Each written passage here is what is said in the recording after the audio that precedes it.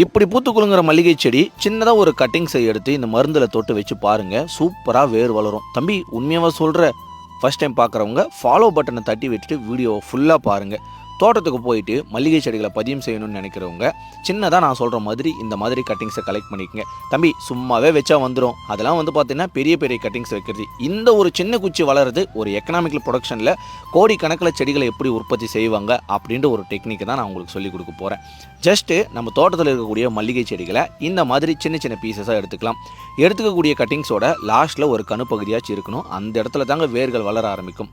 ப்ரோட்ரேல கொஞ்சமாக கோகோபிட்டை நிரப்பியாச்சு. இந்த ஒரு மருந்து தான் காமிக்கவே மாட்டான் அப்படின்ட்டு நினைப்பீங்க. ஆனால் இது ஒன்றும் இல்லைங்க, சேஃப்னு சொல்லக்கூடிய பூஞ்சான கொல்லிங்க.